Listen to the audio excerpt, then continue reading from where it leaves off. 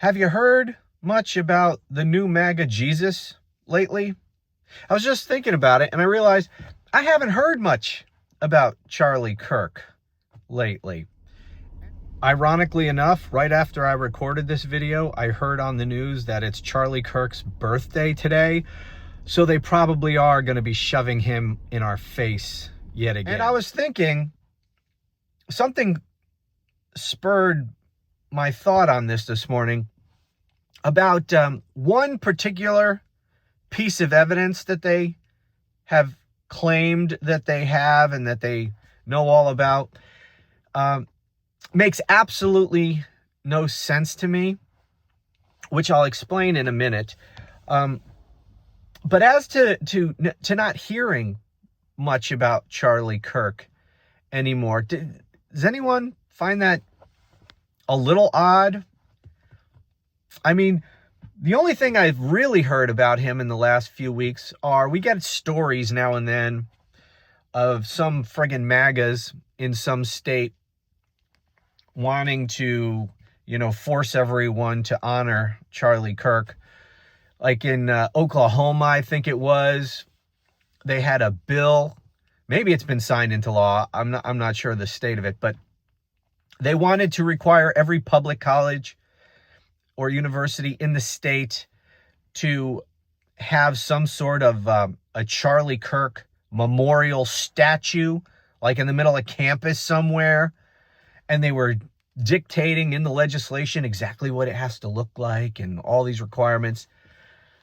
And then Florida, I think, had something similar. I don't remember the specifics of that. I don't know. Maybe they were trying to force every public college or university student to get a Charlie Kirk tattoo or something. I don't know. But they do these kinds of things. But that's really all I've heard about it lately. I certainly haven't heard anything about the investigation. Maybe I've just missed it. I don't know. But one thing I was thinking about this morning, and I haven't talked too much about the Charlie Kirk stuff,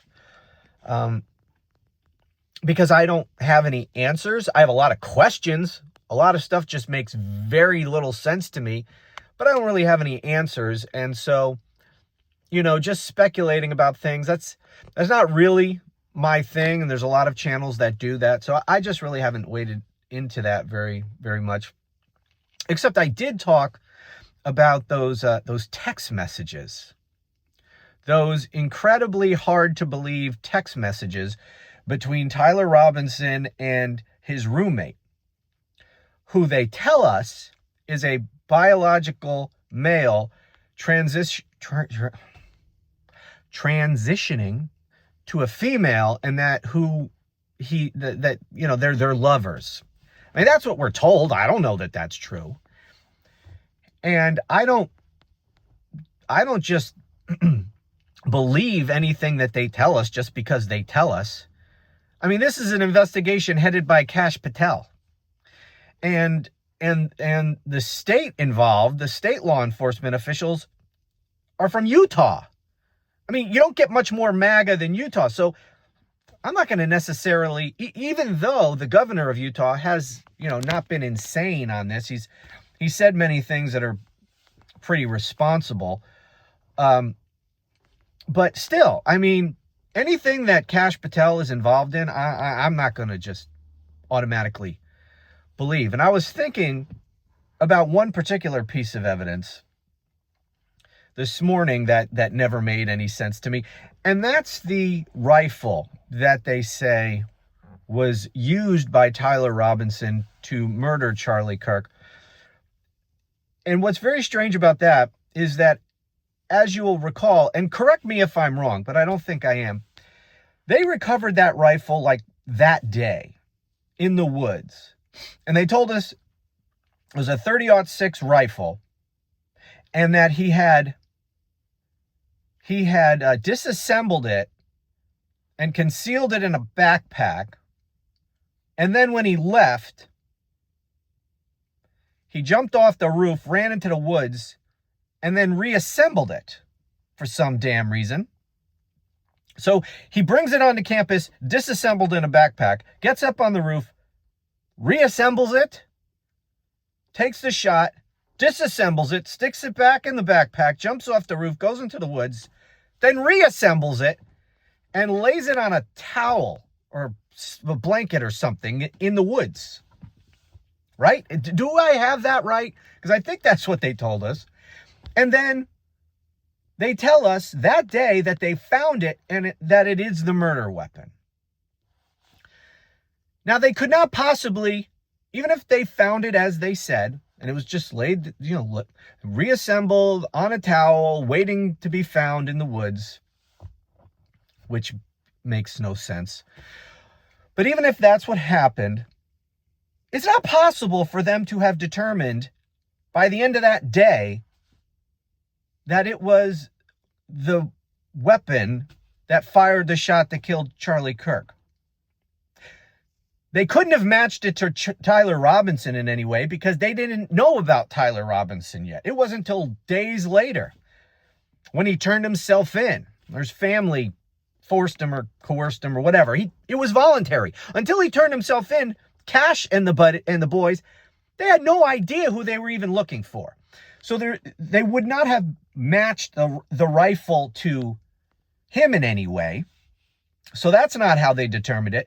The only way they could have determined that rifle fired the shot that killed Charlie Kirk is if they did ballistics testing to match up the bullet to the rifle. And that's not possible to have been done in that short period of time. Are you telling me that within a couple of hours, they dug the bullet out of Charlie Kirk's neck and then did ballistics testing on it? Not possible. It is not possible for that to have been done in that short period of time. Yet they were certain that that was the murder weapon. In a high-profile murder investigation like that, the head of the FBI and all these law enforcement in Utah, I don't know why I said Ohio. In Utah, they're going to come out and just proclaim that this is the murder weapon when there's no possible way that they could have confirmed it in that short period of time? Makes no freaking sense. And then, of course, there's and look, I'm not saying that my thoughts on this are in any way unique. I'm sure that this has been covered. I just, because I know there's a lot of people out there analyzing every aspect of this case, and this seems to be a pretty glaring problem. So I'm sure other people have discussed this. Like I said, I don't talk about this much. I don't spend much time looking into this myself, so I haven't heard other people talk about this, but I'm sure they have. But there's that, and then of course this idea that the round didn't go through him, that's just friggin' weird, right? A .30 caliber round didn't go through his neck. There was no exit wound. There's nothing in here, okay? You shoot somebody in the neck, you shoot him with a .22, it's going to go through. But they tell us that, the only bones you have in your neck are your little vertebrae, little discs connected by, soft tissue and ligaments and shit. You're telling me a .30 caliber round didn't go through that? And they tell us that Charlie was superhuman, right? Didn't they tell us, what did they say? I don't know. They were calling him the Man of Steel or some shit. That, that Charlie, only Charlie, he had some divine, miraculously powerful neck that is able to stop a .30 caliber round. Doesn't make any damn sense. So, if what they tell us is true and that there's no exit wound, then that round was still lodged in him somewhere. So Cash and the boys, immediately went and started digging in him and dug out that round and then did ballistics testing within a matter of hours to confirm that it's all bullshit. That didn't happen.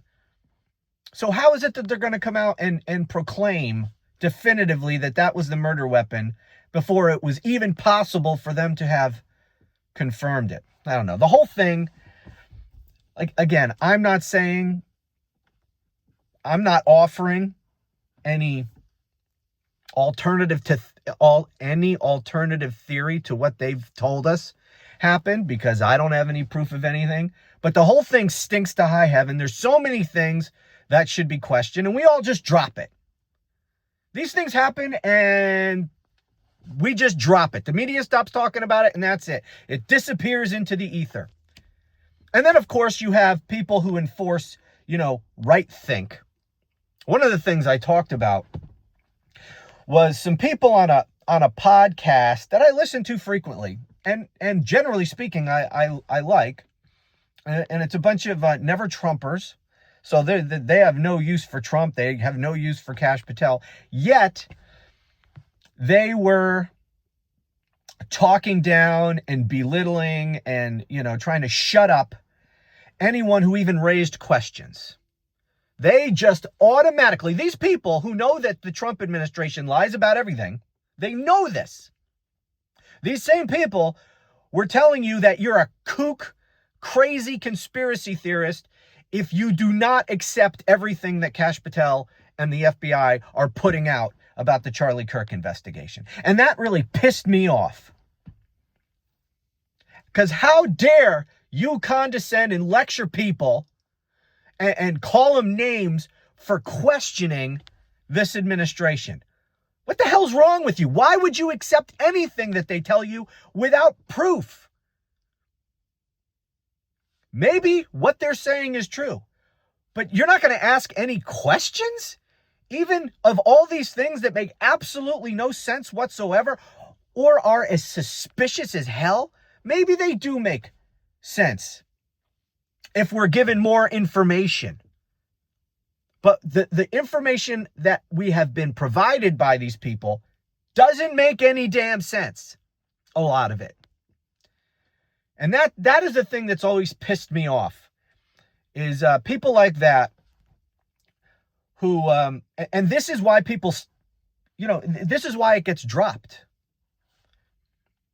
When people enforce groupthink, right think, you're a nut if you have any questions. Fuck that.